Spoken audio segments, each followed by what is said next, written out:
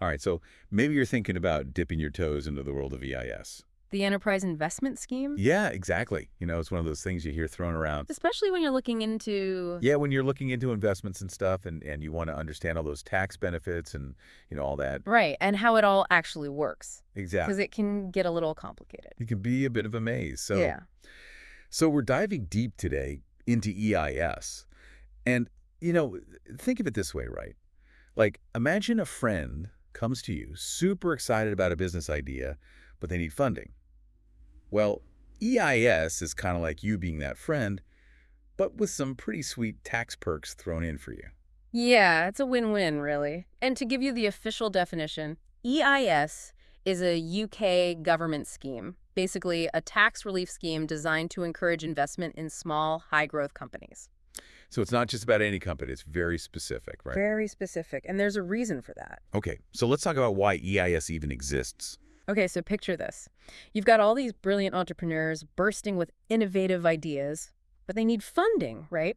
And often, these early stage companies struggle to get traditional loans from banks. They're seen as a bit risky, right? Exactly, too risky for those traditional lenders.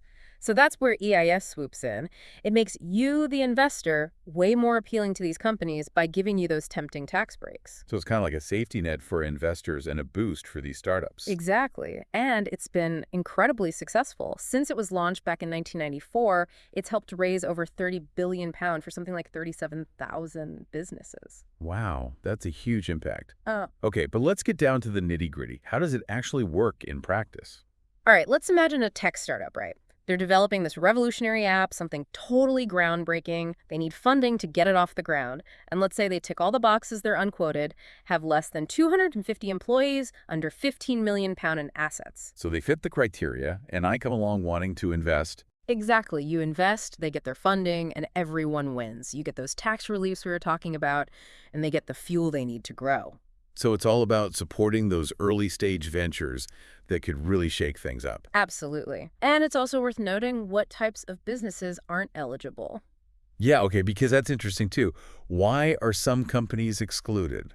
Right. So things like banking, insurance, property development, they're generally out. Hmm, interesting. So it's not just about being a small company, it's about the sector, what they do. Exactly. Remember, EIS is all about boosting innovation and growth in specific sectors.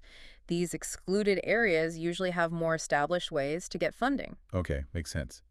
So let's talk about those juicy tax reliefs, the benefits for the investor, because honestly, that's what a lot of people are really interested in, right? Oh, yeah, for sure. I mean, who doesn't love a good tax break? Exactly. So let's break it down. All right, fire away. Let's start with income tax relief. So this one's a biggie. You could get 30% of your investment back, straight up. Wow, 30%. Yeah, up to £1 million, or even 2 million if you're investing in those knowledge-intensive companies. Hold on, knowledge intensive. What does that even mean?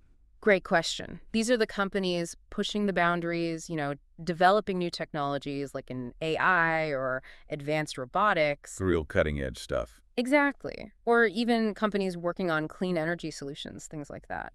So the government's really trying to incentivize investment in those areas. Exactly. It's all about supporting those sectors with massive growth potential and, creating jobs. Okay, that makes a lot of sense. So income tax relief, big win. What other tax breaks are we looking at here? All right, so next up is the capital gains tax exemption.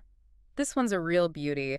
Basically, if you hold on to those shares for at least 3 years and then sell them, you won't owe any capital gains tax on the profit. So it rewards you for being in it for the long haul. I like that. Right. It's like a bonus for supporting these companies as they grow. Definitely. Now, what if I've already made some gains from other investments? Like, let's say I sold some property and made a profit.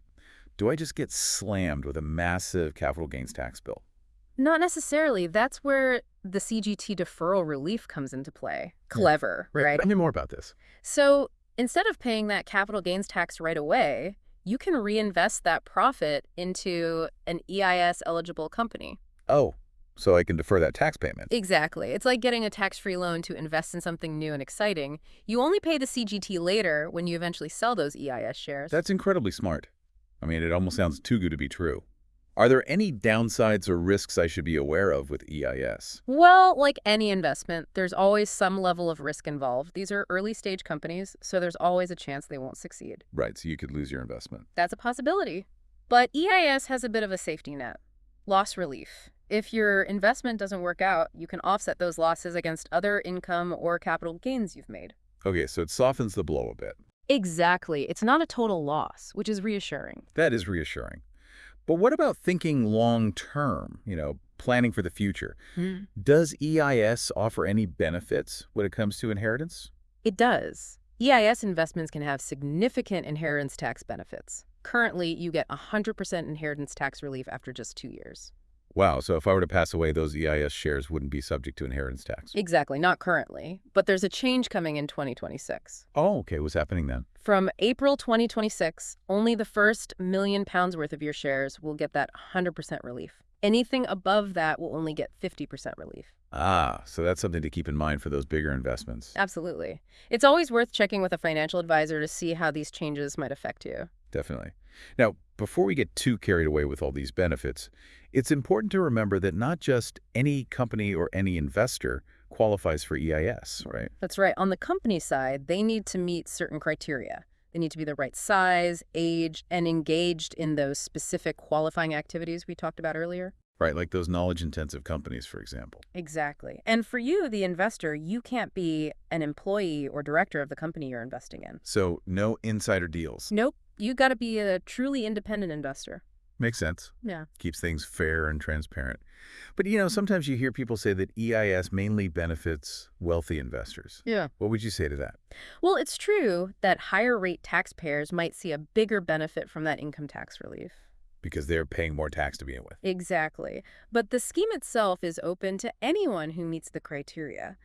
And those other benefits, like the potential for growth and the capital gains tax advantages, they're available to all investors. That's a really good point. And I think it highlights just how complex EIS really is. It's definitely not something to just jump into without doing your homework. Couldn't agree more. Professional advice is absolutely essential here. For sure.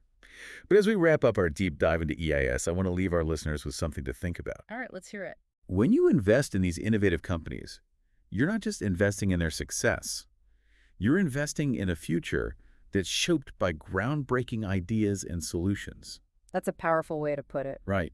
I mean, what could be more exciting than being a part of something that could genuinely change the world for the better? I completely agree. And who knows what impact those investments could have on all our lives down the line. It's pretty inspiring when you think about it. It really is. And that's what makes exploring these investment opportunities so fascinating.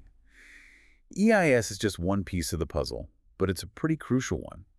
We're here to help you understand all the options and make informed decisions. So keep learning, stay curious, and remember, the deep dive is always here to guide you through the exciting world of finance.